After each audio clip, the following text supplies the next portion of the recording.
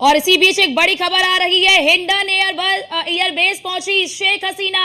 गाजियाबाद के हिंडन एयरबेस पहुंचा, यानी कि हिंडन एयरबेस पर विमान उतरा है। तो ये बड़ी खबर आपको बता दे, बांग्लादेश की जो पीएम है, हालांकि अब उन्होंने इस्तीफा दे दिया है, शेख हसीना जो है वो अपना देश छोड़कर भागी है और यहाँ पर पहुंची है। हिंडन एयरबेस पहुंची है शेख हसीना, यहाँ पर उनका विमान जो है वो उतरा है। तो गाजियाबाद के हिंडन एयरबेस पर विमान उतरा है। ये बड़ी खबर, क्योंकि अभी बांग्लादेश में स्थिति बिल्कुल भी ठीक नहीं है।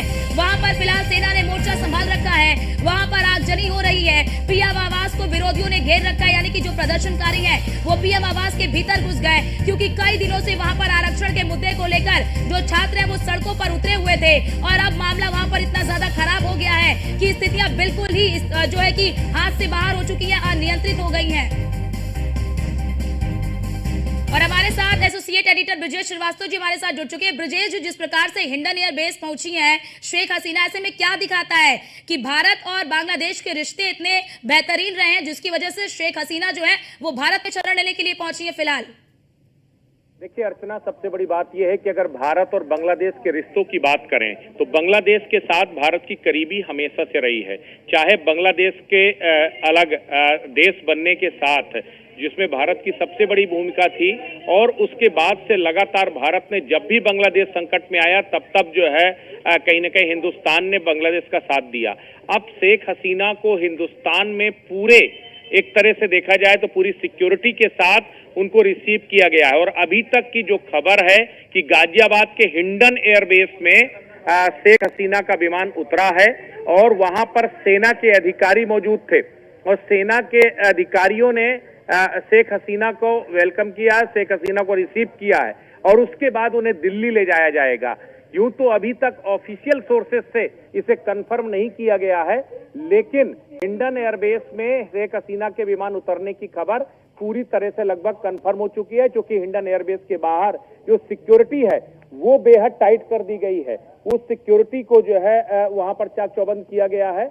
और सबसे बड़ी बात यह कि क्योंकि वो जिस तरह सेना के हेलीकॉप्टर से बांग्लादेश से निकली थी और उसके बाद लगातार कयास लगाए जा रहे थे कि वो गुवाहाटी पहुंचेंगी, कि असम पहुंचेंगी, बंगाल पहुंचेंगी या दिल्ली पहुंचेंगी। आखिरकार अब तय हो गया कि हिंडन एयरबेस में उनका विमान उतरा और उसके बाद वो दिल्ली के लिए जो है यहाँ से जाएंगी। तो ये बहुत हद तक संभावना है कि संभवतः प्रधानमंत्री नरेंद्र मोदी के साथ उनकी मुलाकात होगी या नहीं होगी, ये अभी तय नहीं है। और सबसे बड़ी बात यह है, इस पूरे संकट में अभी भी अगर देखा जाए तो मिनिस्ट्री ऑफ एक्सटर्नल अफेयर्स का कोई अभी बयान शेख हसीना को लेकर के नहीं आया है, बल्कि इससे पहले जो है तटस्थ रहने की बात जरूर जो है विदेश मंत्रालय ने कहा था, साफ तौर पर कहा था कि ये बांग्लादेश का आंतरिक मसला है और इसमें भारत इंटरफेयर नहीं करेगा।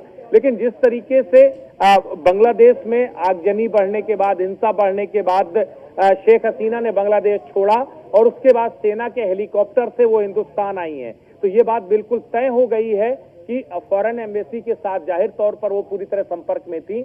और सेना के, वायुसेना के अधिकारियों का एयरबेस में मौजूद होना ये साफ तौर पर बता रहा है कि उन्हें सेफ पैसेज दिया गया है।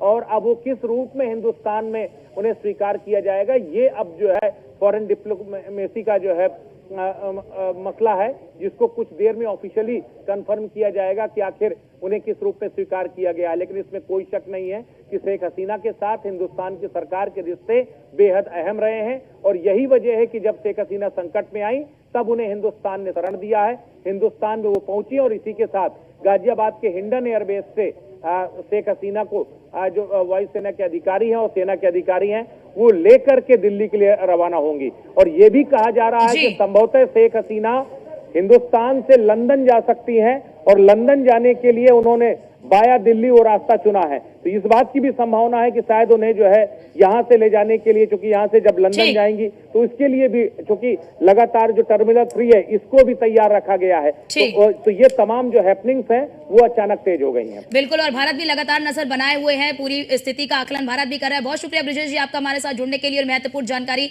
साझा करने के लिए।